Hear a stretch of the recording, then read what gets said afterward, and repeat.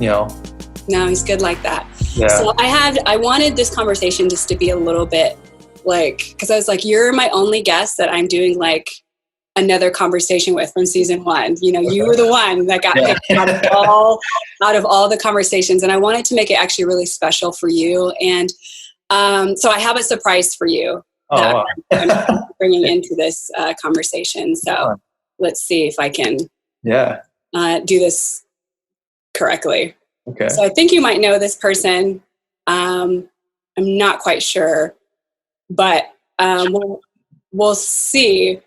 What I was really fascinated with about your story, and especially when I was just kind of listening, more and more to like how the Lord really arrested you and like got you, was these different people that walked alongside you and just kind of helped lead you to the Lord and just kind of were with you in the beginning portions of that. And so hopefully this works. This surprise works for you, because I wanted to have you. What's up, Mike? How you doing, bud? Good. How are you, Jordan? Good. Yeah. Wow, what a killer moment. It worked. Cool. It worked, Jordan. Wow, it worked. Yeah. I was so nervous. I literally had nightmares, guys, about this last night, that this would not work out. No way. That's awesome. Welcome, Jordan. Welcome to the podcast. Yeah, thanks for having me. It's good to be here. Mike, do you know this person?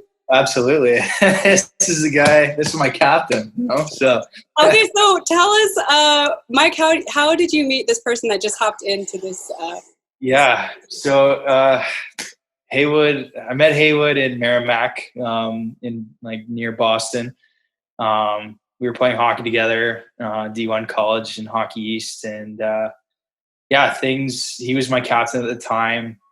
Things weren't going well with my situation. I just lost like 5 friends at the time, and other things have been arising in my heart, and it was just a downward spiral for me playing. I wasn't seeing the ice time the whole year, and nothing I could do went right through the coach's eyes, and so I just kind of gave up on life and hit a downward spiral with drinking and women and stuff like that, and then hate. Like Jordan was the only one that like pretty much kind of stuck by my side once in a while, and he'd offer these Bible studies through Athletes in Action and through Darren, and so like I just kept going, even though I was like ready to just off myself and just commit suicide, because I couldn't deal with the pain.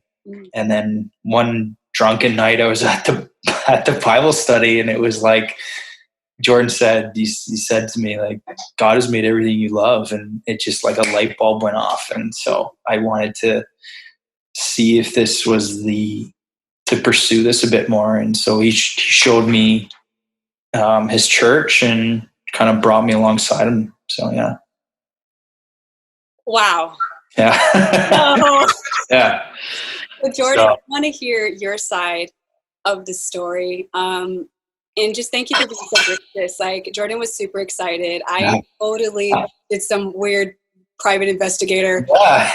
That was research, right? Yeah. Girl knows how to research. Yeah. But Jordan, can you kind of give us this picture from your perspective? What was going on in your life? Would love to get a little backstory, because we know that you are a hockey player. And then also how you converged with this guy. With Mike. Right. Yeah. So I was 1 year ahead of Mike at Merrimack. So I was a freshman. He came in for a fly down, and I can't remember if he stayed with me or if he stayed with one of the other guys, the first year hockey guys. So that was the first time I got to know Mike. And like fly downs, I think you're on campus for under 48 hours. So it's like really fast, for Mike or for whoever's on the fly down, you just get to meet everyone, see the campus. And so it was like a whirlwind kind of thing. So he ended up coming, obviously, and I got to know him the next year a little bit. I had a rigorous degree that I was taking. So it was, I feel like Mike makes it sound like I was there so much for him. And honestly, I feel like I really did nothing. I feel like I just kind of facilitated some things. Like I was working with this guy, Darren, who works at Athletes in Action. And we kind of brought Athletes in Action to the campus. And it was through that I was running Bible studies for some other male athletes that Mike was invited to. And there's a couple of kids or students on campus who were going to church. And so I don't really feel like I did anything extraordinary for Mike at all, and I think God just like the timing was perfect. Mike was in a tough spot, and those are two things that were there. And obviously the Holy Spirit was just speaking to him and drawing him to that. And it's funny hearing him talk about like showing up to Bible study drunk, and that's not funny, but like I had no idea. I had no idea what was going on in his life. And I think you'd lost your roommate one time. That first year, and we went bowling and we chatted a little bit, and like, I remember you like talking about a few of the things that were happening in your life, and I was just like, what is going, like, how is this real? Like, you said you lost all these other friends. I'm like, exactly. This just doesn't seem possible that all this stuff is happening at once. And so I felt like there was just moments where I just got a snapshot of like what was happening in Mike's life, and the rest of the time, I think I was just kind of too busy to really like have the adequate time to like dive into what was going on in his life. But I mean, it's and his comment about me saying God made everything he loves, like I don't remember that at all. I think it's just like that's how God works, right? He just seriously, Jordan, this is how God works, because I was a youth pastor for about 8 years, and like the one thing that the Lord asked me to do, because I felt so unqualified and I was just kind of like just doing a lot of things, and the Lord simply said to my heart, basically, all I'm asking you to do is be there. Just to be there, to be present. Just be there. I don't need you to do a light show. I don't need you to play like silly games every time. I just need you to be there, be present.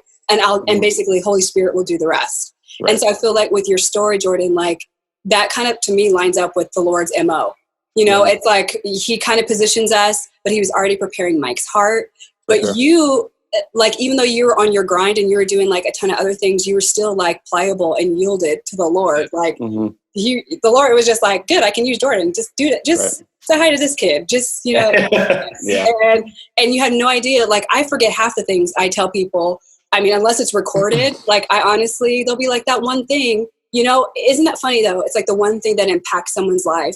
And it wasn't even coming from like a prideful place. It was coming from the Spirit of God. So it's like, you can't even claim it. Like you can't even be like, I did this great thing, for Mike, but still you were totally used in this. And anytime I would listen, and I share this, I think with you too, Jordan, like over email or something, that like in almost every interview that I've seen Mike on, and your boy has been on like the 700 Club. Like, I hope like he out here for Christian television. Okay. Like he out here. I don't even know how I got him for this, honestly. But like in every interview, he mentions you either by name or just by saying like my captain. Yeah. Like you literally in every of these interviews. And I was like, who? And then in our interview, Mike, you happened to say his name. That was the only reason that we even had a trail. And I was like, let me see if I love a challenge. Let me see if I can find Jordan. And so how do you track it down?